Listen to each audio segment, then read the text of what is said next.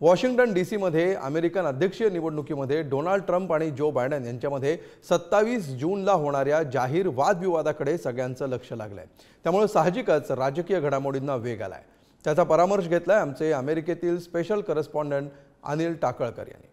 अमेरिकेच्या अध्यक्षीय निवडणुकीतील प्रतिस्पर्धी उमेदवार डोनाल्ड ट्रम्प आणि जो बायडन यांना येत्या 27 जून रोजी प्रथमच जाहीरपणे वादविवादाला सामोरे जावे लागणार आहे।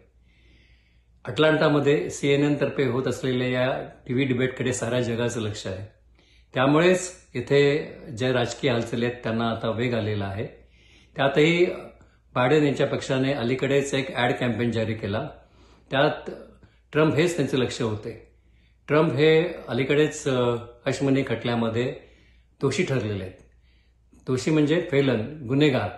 तर हा मुद्दा ठसवण्याचा प्रयत्न या ॲडमध्ये केलेला असून दोन्ही उमेदवारांमधील फरक, त्यांच्या चारित्र्यामधील विरोधाभास दाखवण्याचा प्रयत्न इथे केलेला दिसतो। दुसरा महत्त्वाचा भाग आहे तो म्हणजे येथील स्थलांतरितांच्या मुद्द्याचा। इथे जे इलिगल इमिग्रंट्स मोठ्या संख्येने आलेले आहेत त्याला बायडन यांचं सैल धोरण कारणीभूत आहे अशी टीका ट्रम्प समर्थक करतात।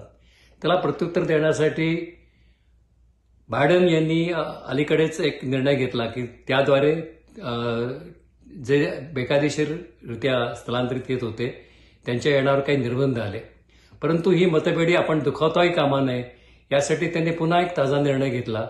हा निर्णय असा आहे की जे स्थलांतरित आहेत बेकायदेशीररित्या आलेले आणि ज्यांनी अमेरिकन नागरिकाशी विवाह केला आहे त्यांच्या अमेरिकन नागरिकत्वाचा मार्ग सुलभ करणारा हा निर्णय आहे आणि त्यामुळे त्याचे नेमके पडसाद का उमटतात हे देखील बघावं लागेल।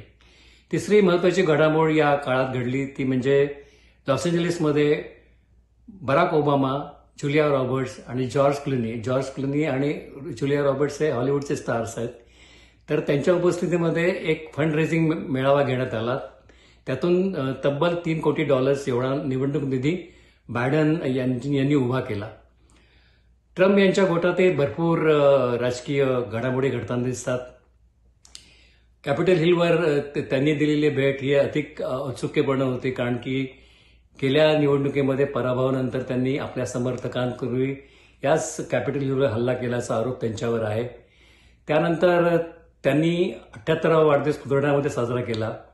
या दोन्ही घटनांमध्ये या व्यासपीठाचा उपयोग राजकीय प्रचारासाठी केला गेला। बायडन हे क्रुकेड आहेत असा उल्लेख त्यांनी किमान 10 ते 15 वेळा त्यांच्या भाषणामध्ये केला असेल। आणखीन एक महत्त्वाची गोष्ट इथे लक्षात घेतली पाहिजे ती म्हणजे अलीकडे ज्या जनमत चाचण्या झालेल्या आहेत त्या जनमत चाचण्यामध्ये बायडन हे पिछाडीवर असून ट्रम्प आघाडीवर आहेत। आता जनमत चाचण्या किती खोट्या असतात, किती खऱ्या असतात, त्यात कितपत तथ्य असतं हा वादाचा विषय आहे, परंतु त्याकडे दुर्लक्ष करणं हे पण चुकीचं आहे। त्यामुळे ही धोक्याची घंटा समजून बायडन यांच्या प्रचार यंत्रणेने आणि स्वतः बायडन यांनी त्याकडे अधिक लक्ष द्यायला पाहिजे। त्याशिवाय त्यांना पुढच्या निवडणुकीच्या काळामध्ये परिस्थिती सावरणं अतिशय अवघड होईल।